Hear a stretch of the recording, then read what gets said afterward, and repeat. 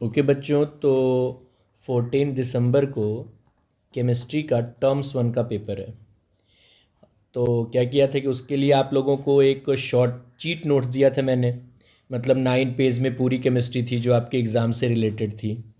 अब क्या कर रहा हूँ, चैप्टर वाइज वीडियो बना के आपको दे रहा हूँ जो इंपॉर्टेंट टर्म्स है, छोटे छोटे वीडियो, मे बी वो 5 मिनट्स से लेकर 7 मिनट्स तक के हो जाएंगे।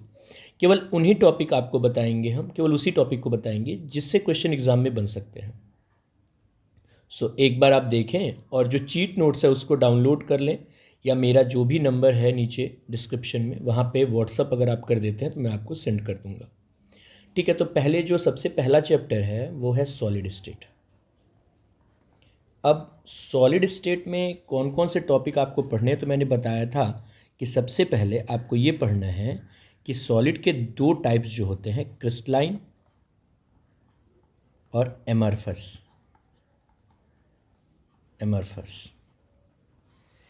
अब इनमें सब कुछ तो आपको आता है कि जो क्रिस्टलाइन होता है उसमें रेगुलर अरेंजमेंट होता है, एमरफस में नहीं होता है, ये सब आपको आता है। लेकिन सबसे इम्पोर्टेंट हाईलाइट जो है वो है कि क्रिस्टलाइन जो होता है वो एन आइसोट्रोपिक होता है। क्या होता है? एन आइसोट्रोपिक, है ना। और एमॉर्फस होता है आइसोट्रोपिक। इसको जरूर याद करें आप, ठीक है। दूसरा ऑब्जेक्टिव जो बनेगा वो यहाँ से बनेगा कि एमॉर्फस का एक एग्जाम्पल है ग्लास और इसका एग्जाम्पल है क्वार्ट्ज, ठीक है। तो ग्लास को हम स्यूडो सॉलिड बोलते हैं। क्या बोलते हैं? स्यूडो सॉलिड या super cooled liquid. Super cooled liquid, तो ये यहाँ से इंपॉर्टेंट बन जाता है। टाइप ऑफ क्रिस्टल से बहुत इंपॉर्टेंट क्वेश्चन नहीं बन जाते हैं।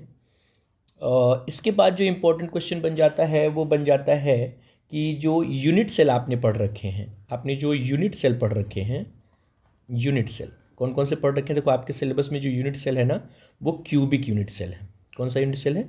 Cubic unit cell. तो क्यूबिक यूनिट सेल जो होते हैं ना वो जो होते हैं जनरली 3 तरह के होते हैं। एक होता है सिंपल क्यूब, है ना। दूसरा कौन सा होता है? FCC, face centred. और तीसरा कौन सा होता है बताओ? बीसीसी, बॉडी सेंटर्ड, ठीक है। इसके अलावा इंडफेस सेंटर्ड और क्या कहते हैं, एक और जो पढ़ा रखा था आपको एस सेंटर्ड, वो सब उतने क्वेश्चन नहीं बनाते हैं। बट यहाँ से इनमें नंबर ऑफ एलिमेंट है ना, और ए और आर में रिलेशन। तो सिंपल क्यूब में नंबर ऑफ एलिमेंट क्या होता है कि कॉर्नर वाले का कंट्रीब्यूशन 1/8 होता है। 8 कॉर्नर होते हैं तो नंबर ऑफ एलिमेंट आप 1 लिखते हो। एफसीसी में क्या लिखते हो? जितने कॉर्नर वाले हैं वो 1/8 इंटू 8 लिखते हो, और फेस वाले का कंट्रीब्यूशन जो होता है 1/2 होता है। 6 फेसेस होते हैं क्यूब में, तो ये 3 और ये 1, 4 आ जाता है कि नहीं। इसी तरह से जब बीसीसी की बात करते हो आप, तो 1/8 इंटू 8 ये कॉर्नर वाले हो गए, और दूसरा कौन सा होता है? दूसरा होता है जो बॉडी में होता है, तो ये 1 और ये 1 दोनों मिलके 2 आ जाते हैं। तो नंबर ऑफ एलिमेंट अगर आपने देख लिया तो उसके बाद जो इंपॉर्टेंट लाइन है वो है कि इनके ए और आर में क्या रिलेशन होता है ना। ए और आर में क्या रिलेशन होता है, ठीक है। तो आपने पढ़ा ही होगा कि जब आप ए और आर के रिलेशन की बात करते हो तो जो सिंपल क्यूब होता है उसमें ए इज इक्वल टू क्या आता है? 2r। याद करो, कोई भी प्रॉब्लम हो तो आप व्हाट्सअप करो, आपको समझाएंगे। आप वीडियो तो वो यूट्यूब पे नहीं है उतने मेरे, बट ये इंपॉर्टेंट टर्म्स आप दिमाग में रखें। एफसीसी में ए और आर में क्या रिलेशन होता है अगर आप ध्यान से देखोगे तो आपने पढ़ा होगा कि ए इज इक्वल टू 4r/√2 होता है ना। और बीसीसी में क्या रिलेशन होता है? बीसीसी में बताओ जरा। बीसीसी में ए इज इक्वल टू 4r/√, बताओ, 3 होता है, ठीक है। तो इन चीज़ों को समझेंगे। उसके बाद यहीं पे नंबर ऑफ एलिमेंट के बाद एक टर्म्स छोटा सा आता है कि कोऑर्डिनेशन नंबर। यूनिट सेल में कोऑर्डिनेशन नंबर डिस्कस कर लेंगे। देखो क्या होता है बताओ। जब सिंपल क्यूब होता है तो वहाँ पे कोऑर्डिनेशन नंबर होता है 6, है ना। एफसीसी में कोऑर्डिनेशन नंबर होता है 4 और बीसीसी में होता है 2, ठीक है। तो ये छोटे टॉपिक हो गए सॉलिड स्टेट के, इसको नोट करिए आप, मतलब स्क्रीनशॉट ले लीजिए। फिर हम इसको रब करके जो और इम्पोर्टेंट टॉपिक हैं वो डिस्कस करेंगे जिससे क्या बन सकता है? ऑब्जेक्टिव, ठीक है। तो आप इसका स्क्रीनशॉट ले लें, हम भी ले लेते हैं स्क्रीनशॉट, ओके। अब देखो स्क्रीनशॉट लेने के बाद हम इसको रब कर देते हैं। कैसे करते हैं? ये क्लियर कर दिया, ठीक है। अब फिर से आते हैं अपने पेन पे। अब आप ध्यान से देखो, इसके आगे जब बढ़ते हैं तो एक इंपॉर्टेंट टॉपिक आता है ना, ब्रेवियस लैटिस का। क्या आता है? ब्रेवियस लैटिस का। ब्रेवियस लैटिस में क्या होता है कि जो 7 क्रिस्टल सिस्टम है, जो 14 ब्रेवियस लैटिस होते हैं 7 क्रिस्टल सिस्टम में, कितने 7 क्रिस्टल सिस्टम में, उसमें सबसे इंपॉर्टेंट है वो है कि उनके एंगल और उनके साइड्स, एंगल और क्या होते हैं साइड्स। तो इसमें जो इंपॉर्टेंट है वो आपको पढ़ लेना चाहिए मोनोक्लिनिक, है ना, कौन सा पढ़ना चाहिए, मोनोक्लिनिक, मोनोक्लिनिक। और एक और कौन सा पढ़ना है आपको इसमें, एक आपको इसमें पढ़ लेना चाहिए कौन सा बताओ, ट्राई क्लिनिक, है ना। ट्राई क्लिनिक में क्या होता है कि ए बी सी सबके सब इक्वल नहीं होते हैं ना, और ना ही यहाँ अल्फा बीटा गामा कोई भी एंगल 90 का नहीं होता ना, ठीक है। ऐसे ही मोनोक्लिनिक का। तो ये ब्रेवियस लैटिस से इंपॉर्टेंट टॉपिक हो गए। उसके बाद क्वेश्चन आता है कि जो अरेंजमेंट है, यानी जो वाइड्स से आता है ना, तो किसी भी ट्राइगोनल वाइड्स का कोऑर्डिनेशन नंबर क्या हो सकता है ना, ट्राइगोनल वाइड्स का कोऑर्डिनेशन नंबर क्या हो सकता है, तो ट्राइगोनल वाइड्स का कोऑर्डिनेशन नंबर 3 है ना। ऑक्ट्राहाइड्रल वाइड्स का कोऑर्डिनेशन नंबर, ऑक्ट्राहाइड्रल वाइड्स का कोऑर्डिनेशन नंबर क्या होता है बताओ, उसका कोऑर्डिनेशन नंबर होता है 6, है ना। और टेट्राहाइड्रल का क्या होता है बताओ, टेट्राहाइड्रल का होता है 4, ठीक है ना। ये ऑब्जेक्टिव बनाएंगे, इनको याद रखेंगे आप, ठीक है।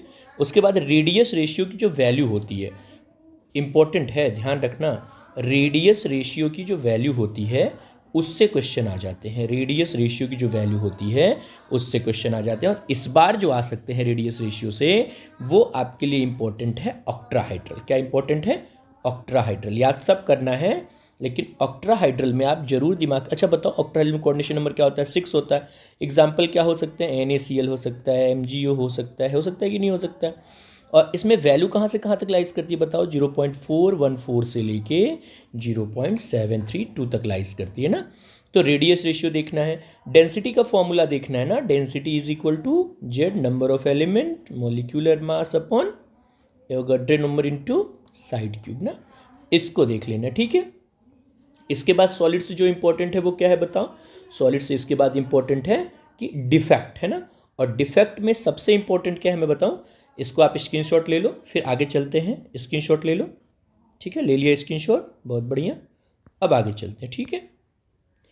जान जाओ डिफेक्ट में जो सबसे इंपॉर्टेंट है, डिफेक्ट में जो सबसे इंपॉर्टेंट है वो है शॉर्टकी और फ्रैंकल। कौन से इंपॉर्टेंट है बताओ, शॉर्टकी और फ्रैंकल। बहुत ज़रूरी, आप समझ लेना कि शॉर्टकी और फ्रैंकल पे हर बार क्वेश्चन आते हैं, है ना।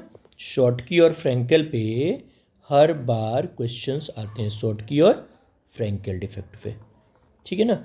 और उसमें भी आप ये ध्यान रखना कि इन दोनों डिफेक्ट में क्या होता है कि जो AgBr होता है वो कॉमन होता है, वो शॉर्टकी भी रिप्रेजेंट करता है और फ्रैंकल भी, है ना। और शॉर्टकी में क्या होता है, शॉर्टकी तो आप पढ़े ही हो कि जो आयन की साइज़ होती है वो इक्वल साइज़ होती है। कैसी होती है, इक्वल साइज़ होती है, इसलिए equal amount of plus minus बाहर हो जाते हैं। जबकि यहाँ पे कोई एक आयन बड़ा होगा तो कोई दूसरा आयन छोटा होगा, ऐसा होगा, ठीक है। तो फ्रैंकल में क्या होता है कि आयन की साइज़ अलग अलग होती है, जबकि शॉर्टकी में आयन की साइज़ सेम होती है, ठीक है ना। उसके बाद आपको क्या पढ़ना है, तो उसके बाद आपको एक इम्पोर्टेंट पढ़ना है इम्प्योरिटी डिफेक्ट में। किस में पढ़ना है, इम्प्योरिटी डिफेक्ट में, इम्प्योरिटी डिफेक्ट में ना। और इम्प्योरिटी डिफेक्ट में सबसे अच्छा क्या पढ़ना है आपको, आपको मेटल एक्सेस पढ़ना है। क्या पढ़ना है, मेटल एक्सेस डिफेक्ट। और उसमें आपको क्या पढ़ना है, एब्सेंटर। क्या पढ़ना है, एब्सेंटर ना। एब्सेंटर रिस्पॉन्सिबल होता है कलर के लिए, किसके लिए रिस्पॉन्सिबल होता है, कलर के लिए ना। और कलर के हिसाब से NaCl कैसा आ जाएगा बताओ, NaCl येलो कलर का आ जाएगा, KCl कैसा आ जाएगा बताओ, वायलेट आ जाएगा, है ना, ऐसे आ जाएंगे, ठीक है। तो ये पढ़ना है, ये इंपॉर्टेंट है, ठीक है, ध्यान से रखना। और एक छोटा सा टॉपिक और, कभी कभी अगर आप में पूछ दिया कि मेटल डिफिशियंसी डिफेक्ट ना, डिफिशियंसी डिफेक्ट, तो देखना ऐसे एग्जाम्पल में क्या होता है कि जो मेटल होते हैं ना वो पॉइंट में दिखे लिखते हैं ना, पूरे नहीं होते। तो पहचानने का तरीका है मेटल डिफिशियंसी का। और डिफेक्ट्स के ये टॉपिक आप देख लोगे। तो इस तरह से सॉलिड स्टेट में जो जो पढ़ना है वो सारे टॉपिक मैंने आपको बता दिए, ठीक है। तो सॉलिड स्टेट के ये टॉपिक हैं, आप इस देखो। अगले चैप्टर के लिए आपको अगले वीडियो में चले जाएं, अगले वीडियो में देख लें आप लोग, ठीक है। सो इतने मुश्किल से 10 मिनट लगेंगे आपको तैयार करने में, ठीक है ना। और अगर आपको कोई क्वेरी हो तो आप मेरे नंबर पे मुझे कॉल कर सकते हैं, व्हाट्सएप कर सकते हैं, नोट्स ले सकते हैं, ये सब आप कर सकते हैं ना। 9794613335, ठीक है, ठीक है ना। ओके, तो इसको भी रब करते हैं, कुछ देर के लिए वीडियो को पुश करते हैं, तब फिर सेकंड चैप्टर पे आते हैं। ओके।